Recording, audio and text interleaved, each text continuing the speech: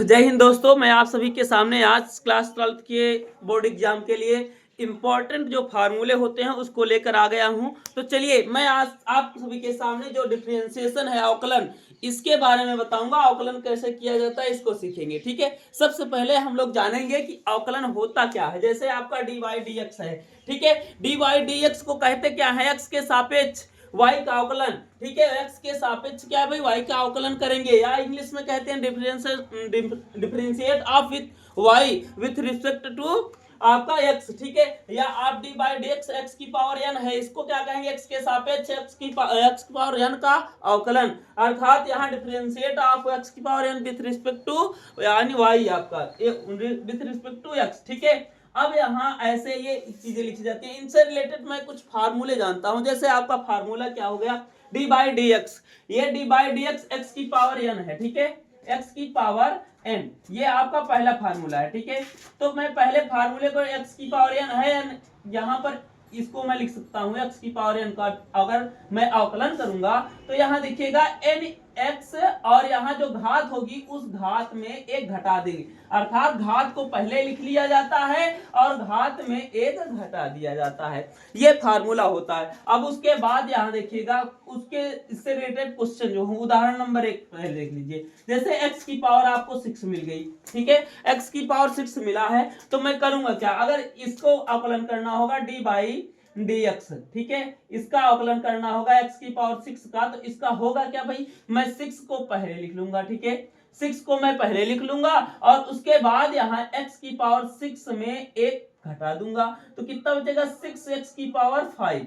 तो आपको बचा क्या, 6x की पावर 5, अर्थात ये आपका आंसर हो जाएगा। ठीक है, उसके बाद यहाँ पर फिर उसके बाद दूसरा एग्जाम्पल ले लेता हूं मैं।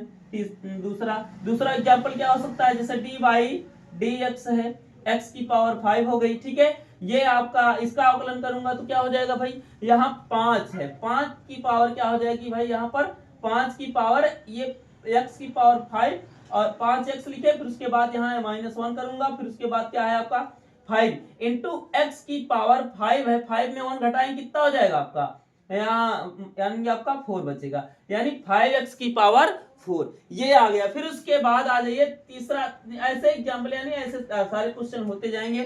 और आपके जो दूसरा आपका फार्मूला होता है हम लोग दूसरा फार्मूला देखते हैं। दूसरा है क्या भाई, यहाँ देखिएगा, दूसरा जो फार्मूला है, जैसे आपका दूसरा यहाँ पर डी वाई डी एक्स, अब यहाँ पर लिखेंगे आप कोई x है, ठीक है, डी बाई डी एक्स यानी x का अवकलन करेंगे तो क्या हो जाएगा भाई, मैं x का अवकलन करूंगा तो यहाँ देखिएगा जो x होता है उसका अवकलन, उसका डी बाई डी एक्स क्या होता है, 1 होता है। इसकी वैल्यू होती है भैया 1, x की वैल्यू जब भी x का अवकलन करेंगे तो वहां पर उसकी वैल्यू 1 ही होगी। ये दूसरा आपका फार्मूला है। ये तो सीधा सीधा इसका एग्जाम्पल ही क्या रखूं, ओनली x का मैं डिफरेंशिएशन करूंगा तो आपका 1 होगा। तीसरा जो है आपका जैसे डी बाई डी एक्स है, ठीक है, डी बाई डी एक्स, और यहाँ पर आपका कोई कांस्टेंट है यानी अचर पद है। ठीक है, अचर पद का मैं जब भी करूंगा तो उसकी वैल्यू 0 होगी। जैसे आप कोई भी संख्या ले लीजिए, यहाँ पर आप ले लीजिए डी बाई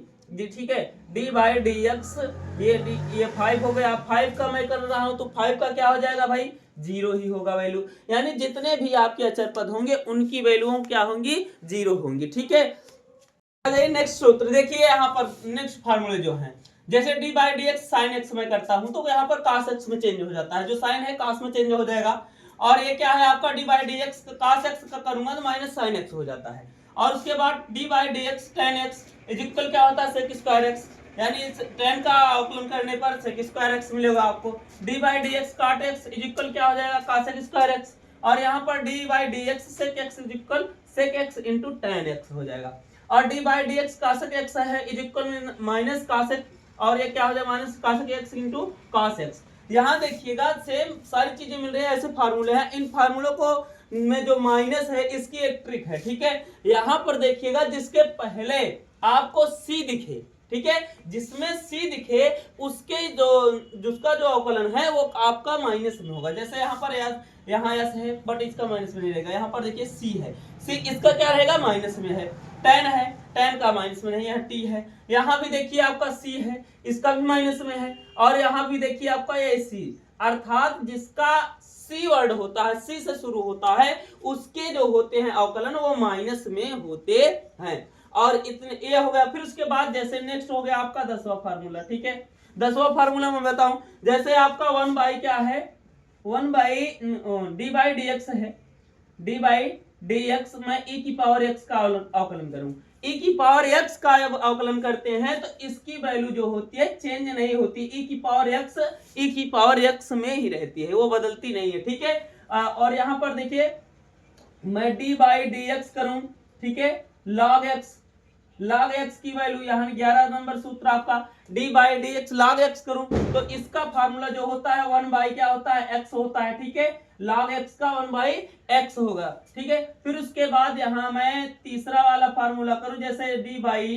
डी एक्स अगर ये आपका हो गया, और यहाँ करूं मैं ए की पावर एक्स, ए की पावर एक्स का फार्मूला करूं तो आपका हो जाता है, यहाँ पर देखिए एक पावर एक्स करते हैं तो ए की पावर एक्स, एक्स की पावर एक्स लॉग ए, इसका सूत्र ये हो जाता है भाई।